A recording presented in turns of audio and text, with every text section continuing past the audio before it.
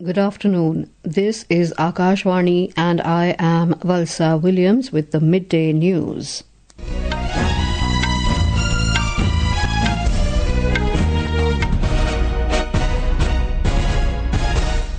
Prime Minister Narendra Modi held a series of bilateral meetings with world leaders. The headlines. Prime Minister Narendra Modi holds bilateral meetings with several world leaders on sidelines of India AI Impact Summit in New Delhi. Union Minister for Information and Broadcasting Ashwini Vaishnaw inaugurates Waves Creators Corner at AI Summit, 51 startups to showcase AI innovations. Election Commission announces schedule for 37 seats of Rajya Sabha in 10 states, voting to take place on 16th of next month. Maharashtra government cancels 5% reservation for Muslim community in jobs and education. And in ICC Men's T20 World Cup, India to take on Netherlands at Ahmedabad this evening.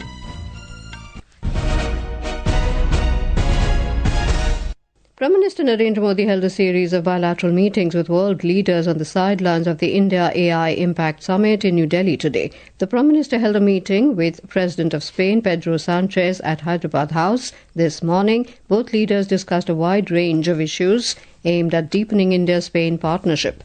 The External Affairs Ministry said in a statement that key areas discussed include trade and economy, digital innovation, health, climate action and education, among others. Prime Minister Modi conveyed his appreciation for Spain's consistent support for strong India-EU relations. In a social media post, Mr. Modi said they discussed ways to boost the India-Spain friendship, especially in areas such as defence, security, technology and more. The Prime Minister also held talks with Prime Minister of Finland, Antti Petteri Orpo. They discussed cooperation in sustainability and digitalization, AI research and ethical innovation, and how Indian talent can strengthen bilateral collaboration. The Prime Minister commended Finland's efforts as an emerging innovation player in AI. The two leaders reaffirmed their commitment to advancing responsible, talent-driven AI and harnessing tech-enabled solutions for a sustainable future. The Prime Minister said India and Finland aim to double trade, thus giving a strong boost to economic linkages. They also talked about enhancing cooperation in futuristic technologies like 6G, innovation, clean energy, biofuels and circular economy. Mr. Modi also held talks with President of Serbia, Aleksandar Vučić, on the sidelines of the summit. The two leaders discussed avenues to strengthen bilateral cooperation in trade and investment, AI, fintech, education, agriculture, tourism and people-to-people exchanges. Mr. Modi also held bilateral talks with Prime Minister of Croatia, Andrej Plenković. Prime Minister Modi is slated to hold meetings with President of Estonia, Alar Karis, Prime Minister of Bhutan, Dasho Tshering Tobge, and Prime Minister of Kazakhstan, Olzhas Bektanov, later in the afternoon. Earlier this morning, Prime Minister Modi met Google CEO Sundar Pichai, who is also in the city, to attend the India AI Impact Summit. In a social media post, Mr. Modi said they talked about the work India is doing in AI and how Google can work with India's talented students and professionals in this field. Union Minister for Information and Broadcasting Ashwini Vaishnaw inaugurated the Waves Creators Corner at Bharat Mandapam on the second day of India AI Impact Summit yesterday. Addressing the inaugural ceremony, the minister underscored that the Waves Creators Corner serves as a strategic extension of the ministry's key initiatives, including WaveX, Waves Bazaar and the Create in India challenges. Mr. Vaishnaw also praised the Indian Institute of Creative Technologies for integrating artificial intelligence into creative education to equip students for evolving industry demands. The minister engaged with 51 media tech startups and challenged winners at Waves. India AI and Intel India have created a new world record under the category for most pledges received for an AI responsibility campaign in 24 hours. More than 2.5 lakh students took pledge under the campaign. Union Minister for Electronics and Information Technology Ashwini Vaishnaw said the achievement reflects the vision of Prime Minister Narendra Modi. The minister also noted that it is the direction in which the country should lead the thought process of responsible AI. He also congratulated and thanked the entire team for this achievement. India AI and Intel India, you are the Guinness World Records title holders for the most pledges received for an AI responsibility campaign in 24 hours. You are officially amazing. It's a real big achievement for the country. It's the direction in which the country should lead the thought process of responsible AI. Thank you. The government has extended the India AI Impact Expo by one day till the 21st of this month. Briefing the media in New Delhi, Ministry of Electronics and Information Technology Secretary S. Krishnan said this move has been taken because of the overwhelming response from exhibitors, innovators and visitors. He said on the 20th and 21st of this month, the expo will remain open until 8 p.m. The Secretary added that tomorrow the expo will be closed to the general public and will be open only to invited guests. The Election Commission today announced elections for 37 seats of the Rajya Sabha in 10 states.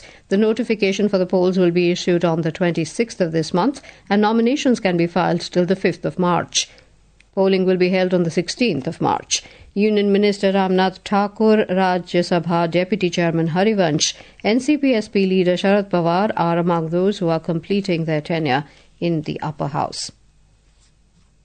An allocation of 5.01 lakh crore rupees has been earmarked for the welfare of women and girls in the gender budget statement for the current financial year, reflecting an 11.55% increase over 4.49 lakh crore rupees in the previous financial year. Union Minister of Finance and Corporate Affairs Nirmala Sitharaman presented the Union Budget 2026-27 with a significant rise in the gender budget allocation. The Ministry of Women and Child Development informed that the share of gender budget in the total Union budget has increased to 9.37% in the current financial year from 8.86% in the previous financial year. The textile sector has hailed the interim trade agreement between India and the US. Talking to Akashvani News, Sanjeev Saran, former chairman of Man-Made Textiles Export Promotion Council and current member of Export Promotion, said the tariff reduction is going to benefit exporters. Mr. Saran added that this could also bring in new investment and joint ventures in India, as it is now one of the most suitable countries for the export of textiles to the United States. This India-US tariff reduction is going to be hugely beneficial, as now our exporters will find it a level playing field and will be very, very competitive. This also will start enhancement of our export of technical textile and the other areas. This also could bring in new investment, joint ventures in India, as now India is one of the most suitable country for the exports of textiles to the United States. This is Akashvani giving you the news. For quick news updates round the clock, follow us on our X handle at AIR News Alerts, and for details of stories and more, log on to our website www.newsonair.gov.in and download News on AIR app. Welcome back to the Midday News. President Draupadi Murmu, the Supreme Commander of the Armed Forces, today reviewed the International Fleet Review 2026 off the coast of Visakhapatnam, underscoring India's growing maritime capability and its commitment to global naval cooperation. Embarking on INS Sumedha, the presidential yacht, she inspected a formidable assembly of 71 Indian and foreign vessels anchored along the coastline. The fleet comprised 45 Indian Navy ships, 19 visiting warships and other vessels representing the Coast Guard, Merchant Navy and research organizations. Addressing the gathering, the President emphasized the importance of unity, trust and collective responsibility among nations in ensuring a stable maritime order. International Fleet Review reflects unity, trust and respect among nations for maritime traditions. Ships with different flags and sailors from different countries exhibit the spirit of togetherness. The spirit of togetherness is well captured in the theme of this review, United Through Oceans. It is a positive message to the global community. New and Renewable Energy Minister Prahlad Joshi today said that offshore wind can become a strong pillar of the country's clean, reliable and self-reliant energy future. Mr. Joshi was speaking at the launch of the India-UK Offshore Wind Task Force in New Delhi. He said offshore wind has a strategic role in the country's transition to strengthen reliability and grid stability, industrial depth and energy security. The minister also highlighted the transmission planning for an initial 10 gigawatts offshore evacuation capacity has been completed, with 5 gigawatts each for Gujarat and Tamil Nadu. Mr. Joshi also stressed that India achieved 50% of its cumulative installed power capacity from non-fossil sources last year. Last year, India achieved 50% of its cumulative installed power capacity from non-fossil sources, 5 years ahead of our nationally determined contribution commitment. Almost 3 million households have been benefited from the rooftop solar. Transmission planning for an initial 10 gigawatt offshore evacuation capacity, 5 gigawatt of each of the Gujarat and Tamil Nadu has been completed. The Maharashtra government has cancelled the 5% reservation for members of the Muslim community in jobs and education. A government resolution was issued yesterday as the previous ordinance providing for the 5% reservation has lapsed and the court has placed an interim stay on the decision.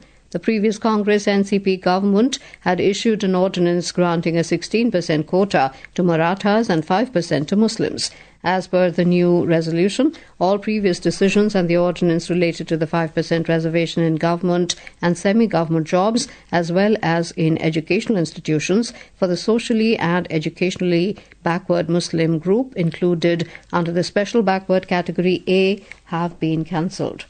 The Supreme Court has adjourned the hearing on a plea filed by the Enforcement Directorate alleging obstruction by the West Bengal government during its search operations till the 18th of next month.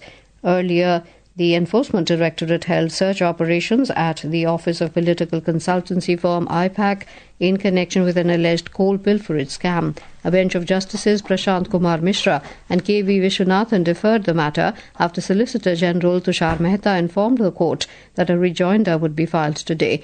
Earlier, the Apex Court had termed the alleged obstruction as very serious and agreed to examine whether a state's law enforcing agencies can interfere with the central agency's probe into serious offences.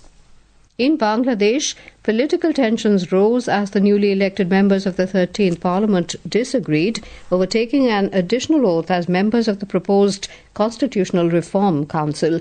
Members of the Bangladesh Nationalist Party took oath only as members of Parliament at the Jatiya Samsad Bhavan, declining to recite the second pledge. Gamini, a South African cheetah, has given birth to 3 cubs at Kuno National Park, taking the country's total cheetah population to 38.